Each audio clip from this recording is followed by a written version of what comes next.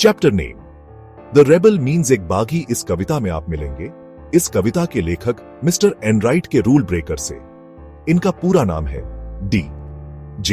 Enright. ये एक ऐसे बच्चे के बारे में है जो सबके जैसा नहीं, अपने हिसाब से चलता है। वो भीड़ का हिस्सा नहीं बनता, वो एक रेबेल है। इस पोयम में हम दुनिया को ऐसे इंसान की नजर से देखते हैं जिसे अलग होना पसंद है। ये एक ऐसे बच्चे के दिमाग में एक मजेदार सफर करने जैसा है जो सबसे अलग दिखने से नहीं डरता। पोयम हमें इस रूल ब्रेकर से मिलवाकर शुरू होती है। वो किसी और जैसा नहीं बनना चाहता, वो बस खुद बनना चाहता है। हम सबने कभी ना कभी ऐसा महसूस किया है ना? लेकिन ये बच्चा वो सच में ऐसा करता है। वो चीजें अलग तरीके से करता है और यही उसे दिलचस्प बनाता है। एनराइट हमें ये सोचने पर मजबूर करते हैं कि रेबेल होने का क्या मतलब है। क्या ये हमेशा बड़े शोर शराबे वाले कामों के बारे में है, या ये उन छोटी छोटी चॉइसेस के बारे में भी हो सकता है जो हम रोज करते हैं। ये पोएम हमें दिखाती है कि रेबेल होना मतलब खुद के प्रति सच्चा होना है, भले ही ये आसान ना हो। बाल आज हैं, कल नहीं, स्टाइल में बगावत। पोएम सबसे पहले बाल कटवाने की बात करती है। रेबेल की मम्मी चाहती है कि वो दूसरे लड़कों की तरह बाल कटवाए, साफ सुथरे। लेकिन हमारा रेबेल नहीं मानेगा। वो अपने बाल लंबे रखना चाहता है, उसे ऐसे ही पसंद है और बस यही उसके लिए मायने रखता है। ये हमें दिखाता है कि छोटी छोटी चीजें भी, जैसे बाल कटवाना, बगावत का जरिया बन सकती हैं। रेबेल लंबे बाल रखकर किसी को नुकसान नहीं पहुंचा रहा, वो बस खुद को एक्सप्रेस करना चाहता है। ये उसका दुनिया को दिखाने का तरीका है कि वो अलग होने से नहीं डरता। पोयम हमें उन चीजों के बारे में सोचने पर मजबूर करती है जो हम सिर्फ इसलिए करते हैं क्योंकि बाकी सब करते हैं। क्या हमें सच में वो चीजें पसंद हैं, या हम बस भीड़ का पीछा कर रहे हैं? शायद अपने स्टाइल से रहना ठीक है, जैसे रेबेल अपने लंबे बालों के साथ। बोलना या ना बोलना, एक रेबेल की क्लासरूम वाली उलझन। आगे पोयम हमें स्कूल ले जाती है। टीचर एक सवाल पूछती है, बाकी सब बच्चे जवाब देने के लिए हाथ उठाते हैं, लेकिन हमारा रेबेल नहीं। वो चुप रहता है, भले ही उसे जवाब पता हो।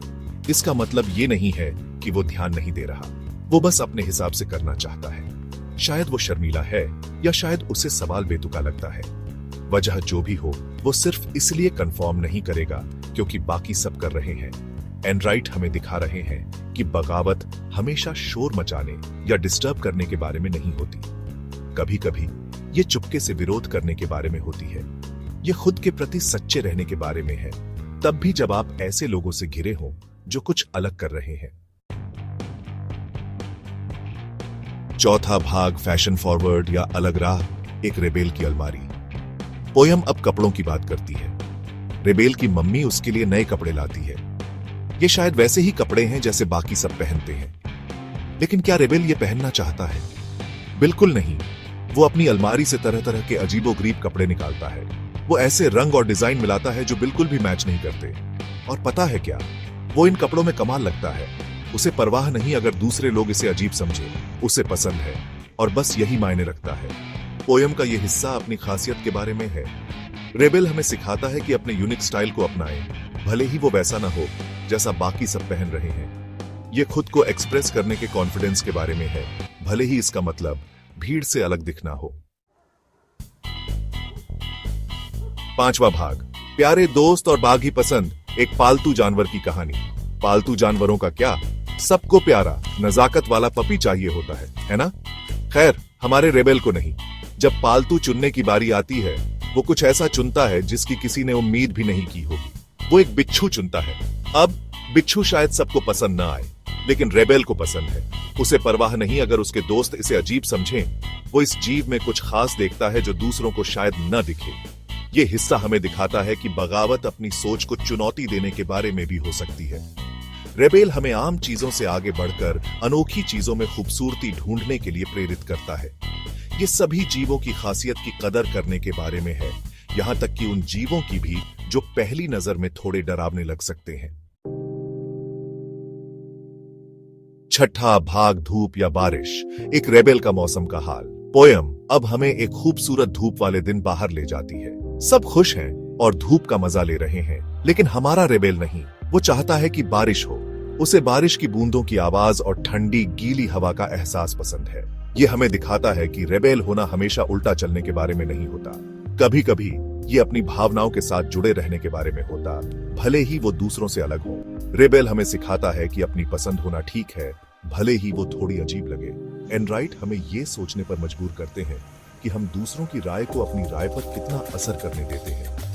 क्या हमें सच में धूप ज्यादा पसंद है, या हमें बस बताया गया है कि हमें इसका मजा लेना चाहिए। 7वां भाग, एक रेबेल का बैलेंस अलग होने में मिलता तालमेल। जैसे ही पोयम खत्म होती है, हम रेबेल को एक पार्टी में देखते हैं। सब नाच रहे हैं और मजे कर रहे हैं, लेकिन रेबेल अपनी आदत के अनुसार अकेले बैठा है, दुनिया को चलते हुए देख रहा है। लेकिन यहाँ एक ट्विस्ट है। जब कोई उससे पूछता है कि क्या वो मजे कर रहा है, वो मुस्कुराकर कहता है, जी शुक्रिया। ये अंत पहली नजर में थोड़ा अजीब लग सकता है। अगर रेबेल सबके साथ नहीं नाच रहा, तो वो क्यों कहेगा कि वो मजे कर रहा है? यहीं पर एनराइट का बैलेंस का संदेश आता है। रेबेल हमें सिखाता है कि खुद के प्रति सच्चे रहते हुए दूसरों के प्रति दयालु और सम्मानजनक होना मुमकिन है। ये बिना किसी को ठेस पहुंचाए अपनी खासियत दिखाने का तरीका ढूंढने के बारे में है। ये समझने के बारे में है कि अलग होना ठीक है, और इसका मतलब ये नहीं कि आप पार्टी का मजा नहीं ले सकते। दी रेबेल एक मजेदार और ज्ञानवर्धक पोयम है जो हमें अपनी खासियत अपनाने के लिए प्रेरित करती है। ये हमें दिखाती है कि रेबेल होना सिर्फ नियम तोड़ने से ज्यादा है। ये खुद के प्रति सच्चे होने की हिम्मत रखने के बारे में है, तब भी जब ये आसान ना हो। ये अपनी आवाज ढूंढने और उसे दुनिया को थोड़ा और खूबसूरत और ज्यादा दिलचस्प बनाने के लिए इस्तेमाल करने के बारे में है।